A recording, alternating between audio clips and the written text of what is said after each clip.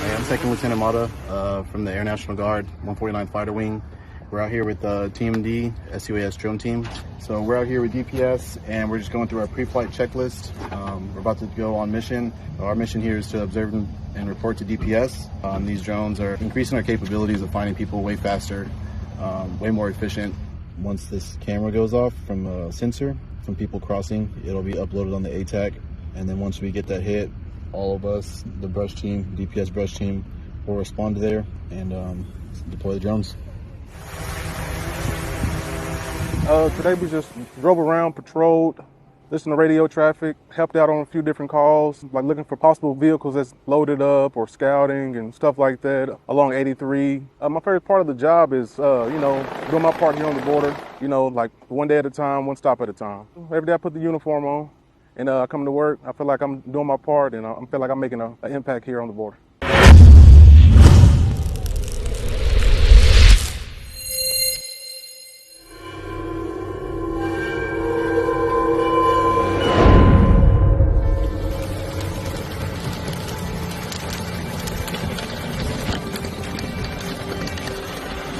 Pretty much we get tasked out through DPS to lay down concertina wire. So what goes into that is DPS will get contracts signed through private landowners, and then we'll take our heavy equipment and clear land and then implement the concertina wire to kind of filter the immigrants that cross over to the roads or private accesses to where Border Patrol can more easily pursue them and pick them up. So we're in Task Force South, Brownsville. We pretty much just make a drivable path like a dirt road. It's pretty simple. We take our skid steers and go down and smooth it out, cut any brush out of the way. It pretty much just consolidates all the immigrants to the levee road to where they can just apprehend them easier.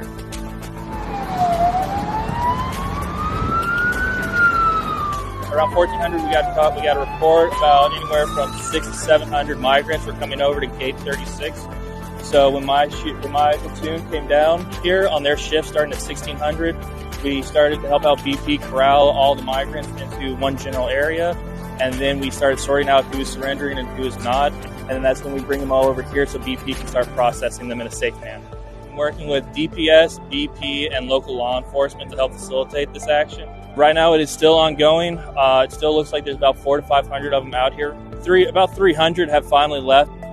Buses facilitated by BP. We were able to deter about half of this group that you're seeing out here. Decided to go once they saw a very heavy military and police presence in the area. The engineers are the best of the best. I mean, we constantly do the work and we're eager for more. We don't have a whole lot of limitations. We get tasked out to do something, whether it's BP or BPS, and we'll go full throttle. I have the best guys in business, stellar operators. I have a team of 12 members, including myself, which is pretty much the equivalent of the civil engineers, heavy equipment operators on the civilian side, and they do everything and anything that we ask of them, and they're eager to do the work and just further their careers.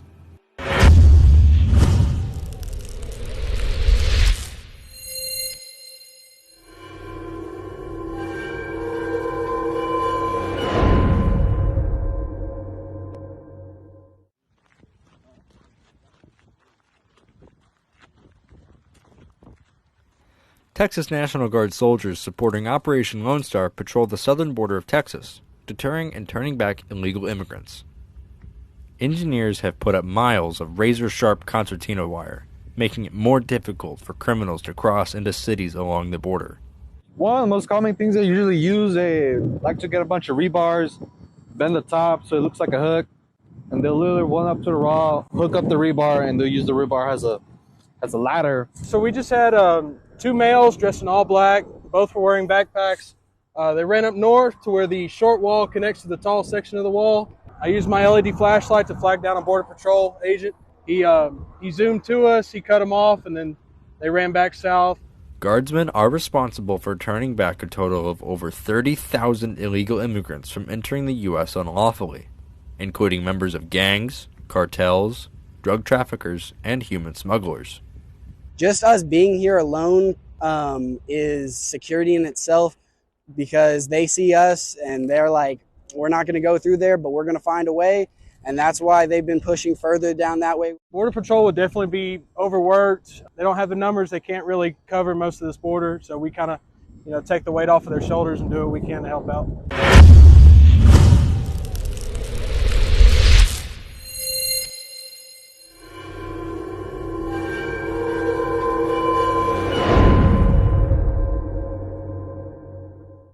Governor Greg Abbott declares an invasion on the southern border. The Texas National Guard continues to focus on turning back and repelling illegal migrants. I'm part of TRU, it's a tactical response unit out here helping with the mission Lone Star. Tonight, me and my team tracked a group of illegal aliens to some thick brush in the mission area. So we decided to drive around to the other side strategically to cut them off. I heard a noise and spotted 3 illegal aliens. We captured them and brought them to Border Patrol. The Tactical Response Unit is a specialized team trained to interdict and deter illegal activity, acting as the first line of defense on the southern border. I think today's mission was a success. I think we accomplished in not allowing criminals or drugs to come through to the streets of Texas.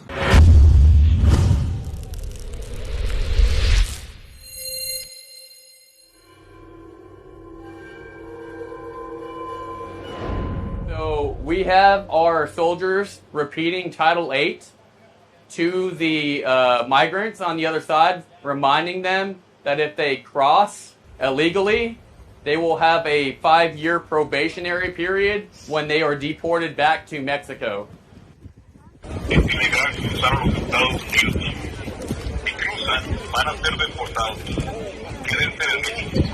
What we've done is, by giving that deterrence messaging here in Brownsville, we've seen a drastic reduction in the numbers here, and they have been given a clear message on what we're going to do and what they should be doing going into the port of entry. I've been on Operation Lone Star for 1 year and 9 months. I like OLS a lot. I think the mission is critical. It's a humanitarian crisis, what's happening here.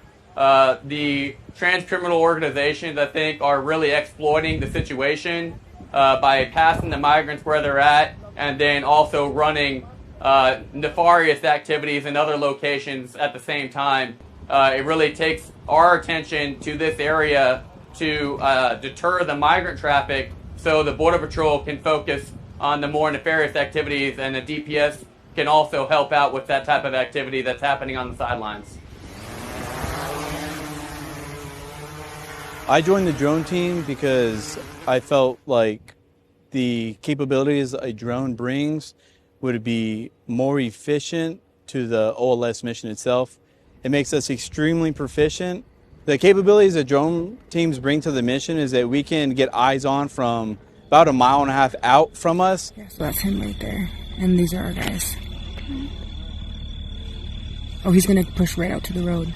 So we can coordinate our ground teams and walk them in to have less of a resistance of IAs being captured. It's more safe for the members themselves from running in the dark, running in bushes, twisting an ankle, and we just walk up on the IAs and there's not really resistance, they're already caught.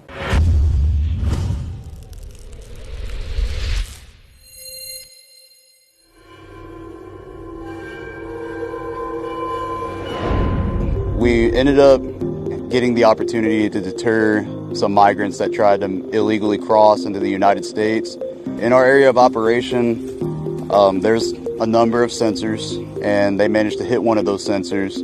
Border Patrol said that it was clear, but just for good measure, we decided to go into the reeds and check the banks thoroughly.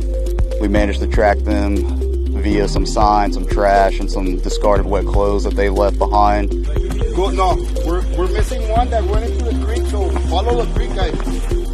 And we managed to see them, made our presence known, and whenever we did that, they managed to go back to the mic side. We're here to basically be thorough because VP is a little bit short-handed right now, So if we can give them peace of mind by thoroughly inspecting the brush, then that's what we'll do. We had a pretty successful night. We apprehended quite a few illegal immigrants.